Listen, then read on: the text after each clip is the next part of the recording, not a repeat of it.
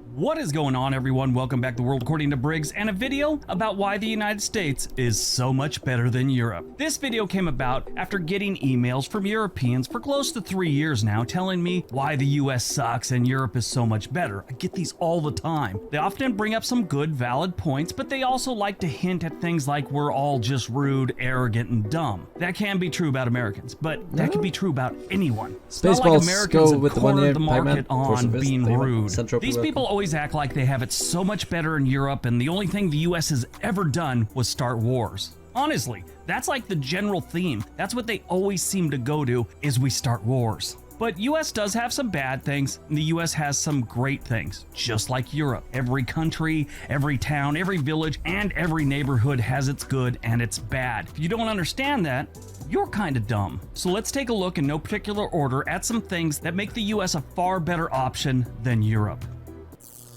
Number 10, World Wars. We don't have them. We never have. Why is he talking we like hopefully Europe is a never country, will. though? We just don't have world wars here in the United States. We've had a civil war and we've had some other things. And before you do, stop typing. Yes, Pearl Harbor was part of World War II and it was on American soil, but that was just an attack that took a couple hours. The Japanese also did take hold of some rock outcropping we had in the Bering Sea near Alaska. They stayed there for a couple months. We didn't even try and chase them out. But when it comes to world wars, no real combat on American soil other than those.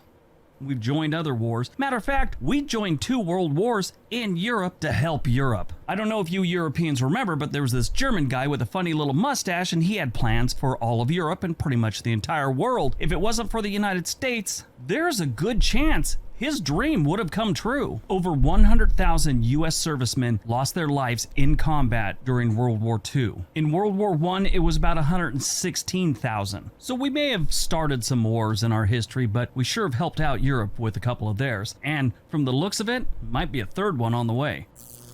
Number 9, amusement parks. That World War II thing, World War I, was kind of depressing, so let's look at amusement parks. We excel at amusement parks. Europe has some wonderful things to do, don't get me wrong, but we set the bar for amusement parks. The Six Flags amusement parks, our water parks, Disneyland, Disney World, Cedar Point, Hershey Park, Busch Gardens, Universal, King's Dominion, Kings Island, and one of my personal favorites growing up was Knott's Berry Farm. It's not the biggest and it's not one of the best, but it's just got a place in my heart, so it gets a mention. Euro Disney's nice, Euro Park, Port Adventura, Future Scope, those are all nice, but it's nothing compared to what we got going on here in the United States. Okay, Legoland started in Europe and that's pretty cool. We got some here in the United States, but we still blow everyone out of the water when it comes to amusement parks. Number 8, the US economy. If you don't know, the US economy is huge. It's by far the biggest economy in the world. The United States annual GDP is about $21 trillion. In a distant second, you have China with an annual GDP of $14.72 trillion.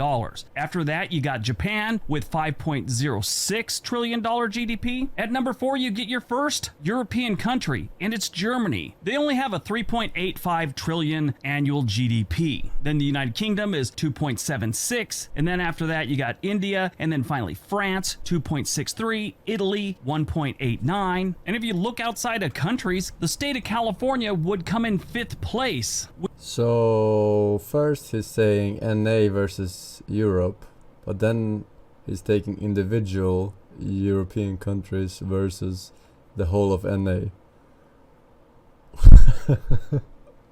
With 3.4 trillion. So my question to the Europeans are, if we suck that bad, why do we make so much money? And feel free to leave comments about how we're corrupt and we take advantage of other countries like your countries don't also. Number 7, our technology. The United States has invented most of the really cool stuff. Sure, Europe has come up with the guillotine and the Iron Maiden, but the United States has come up with things like the personal computer in 1971, the weed whacker in 1971. 1972, we came up with the video game console. 72 also gave us the MRI. 73 gave us the cell phone. This is all before 1980. In 1978, we invented microwave popcorn. 1986, we gave you the 3D printer. 1990, 1996, we gave you Google. 2005, we gave you YouTube. I should say 2004, we gave you Facebook also, but that's kind of working against us these days, it seems like. Along with in 2006, Twitter showed up. We also gave you the COVID-19 vaccine. I know some of you don't think that was a good thing, but a lot of people do. If you want to go way back, 1938, we invented the chocolate chip cookie. Take that, Europe, you and your croissant. Number 6, gas prices. Your gas prices suck, Europe, face it. I know you go by liters, and we're going to break it down for gallons, which we use here in the United States, and dollars, okay? I found a nice little chart that breaks it down as of May 1st, 2022. The highest gas prices in the world right now is Hong Kong, and it is $10.87 on average per gallon of gas. Norway, it's 9.13 for a gallon of gas. Monaco, it's $9 a gallon of gas. Iceland, $8.75. Denmark, $8.69. Finland, $8.64. Greece, $8.38. Netherlands, $8.33. Germany, $7.91. United Kingdom, $7.70. The list goes on. Sweden, $7.69. Liechtenstein, $7.66. Estonia, $7.55. Switzerland, $7.47. This list goes on. You know where the United States is? 84th in the world with $4.58 on average countrywide. Now, this is the point where a bunch of people here in the United States are going to leave some political comment, or how they just paid $5.10 in Los Angeles or something. This is the national average. Good thing you people in Europe like to ride bikes everywhere.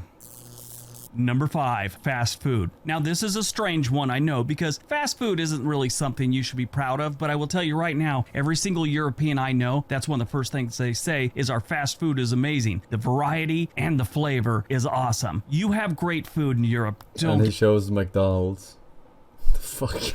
Get me wrong, I'm not trying to say that. You have a lot of really classic cuisine, you know, I mean, the Italian stuff you got going on in Italy, France, amazing. I could really do without German food, but still, you know. But Americans that go over there, they bring that up all the time, and Europeans that come over here talk about how amazing our fast food is. Again, it's unhealthy. It's probably why we're one of the largest countries in the world as far as chubby people go, but still, it tastes great. We have a wide variety. I like how it's he something says that's chubby kind of people. awesome.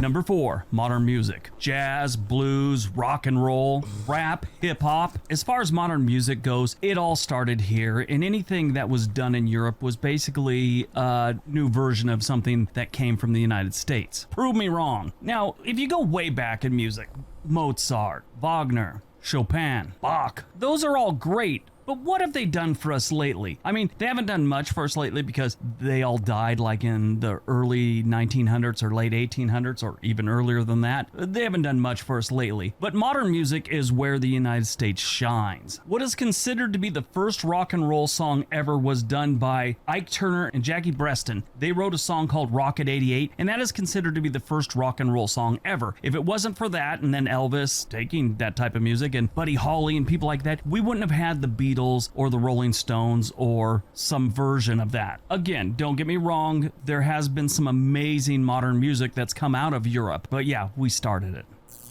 Number 3, the landscapes. Now, this one's going to be up for an opinion because Europe does have the Alps, amazing rivers like the Rhine, Lake Como, and other amazing lakes, the Azores, Tuscany, the Greek Isles. Those are all great, but it doesn't compare to the sheer volume that we have here in the United States with places like Yosemite, Arches, the Great Smoky Mountains, the Rocky Mountains, the Great Lakes, the Everglades, Death Valley, the giant sequoias, the Redwoods, Yellowstone National Park, the Badlands, the Grand Canyon, the entire state of Oregon outside of Portland. That list can go on about amazing landscapes to see here in the United States. Europe does have some good ones, but just in sheer volume and numbers and things to see, we're a bigger country and we have amazing landscapes. So we get the win, in my opinion, on that one. Now, to be fair, if we start looking at amazing buildings, ancient buildings and stuff, Europeans got us killed there. But, you know, I mean, the Colosseum, Eiffel Tower, Big Ben, so many other ones. We have nothing that compares to that, but our land and our natural beauty is, in my opinion, and a lot of people's opinion, so much better.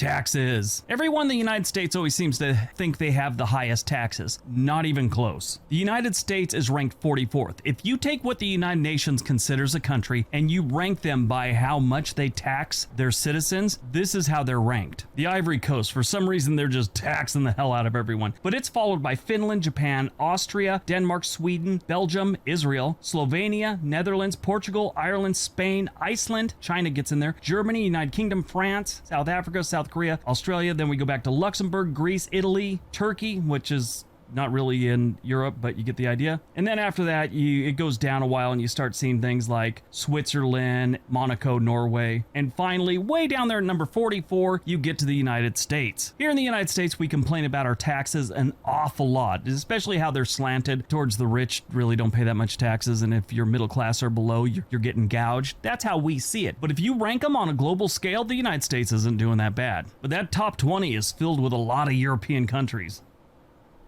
All right, before we get to number 1, don't forget we have another channel called On This Day. Today's really see it as rude, it's just very transact. Really is kind of normal in Europe when it comes to someone working at a retail. They love how easy it is to shop. Now, it's not just... Alright, Europore's molding.